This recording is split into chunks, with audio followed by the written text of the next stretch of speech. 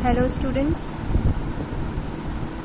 I hope you all are doing well in your studies, and now today in this lecture we are moving forward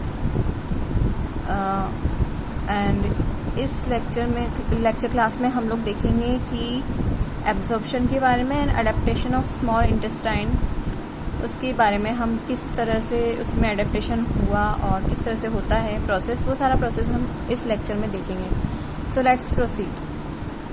सबसे पहले बात करते हैं absorption की।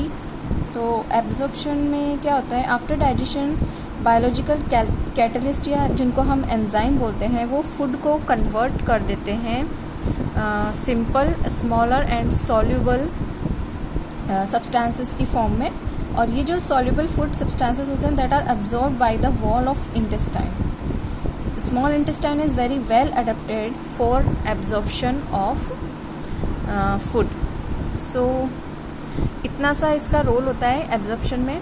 And इसके बाद नेक्स्ट टॉपिक पे जब हम आएंगे, adaptation of small intestine for absorbing digested food, तो किस तरह से उसमें अडेप्टेशन हुआ है बाकी ऑर्गन से, स्मॉल इंटेस्टाइन कैसे डिफरेंट है जो कि ज़्यादा से ज़्यादा एब्जॉर्ब कर सकता है फूड को, उसके न्यूट्रिशन को। ठीक है, तो अब आगे इसको देखते हैं। जैसे कि हम इसमें ये स्ट्रक्चर देखेंगे।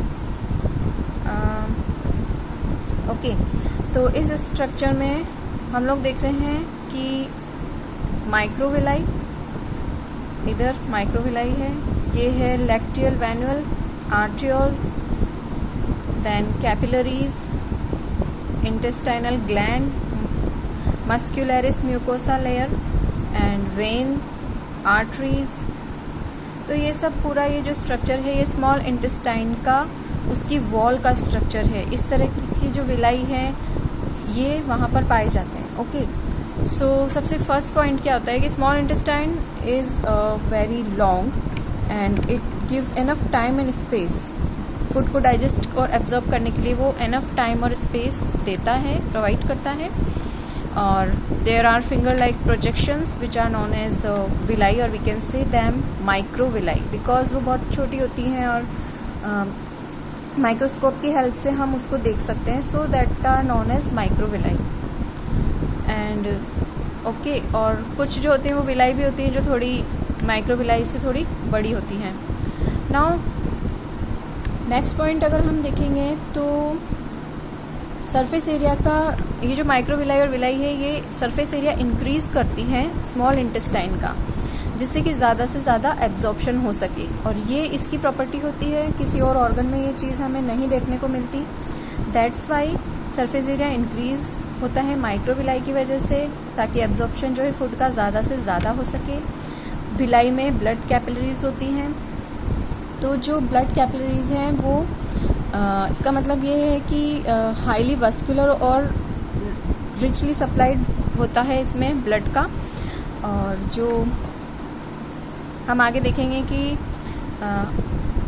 सबसे ज़्यादा वस्कुलर जो फॉर्म होता है वो हमको स्मॉल इंटेस्टाइन में देखने को मिलता है। तो इसी वजह से उसमें क्विक फैट का एब्जॉर्प्शन होगा।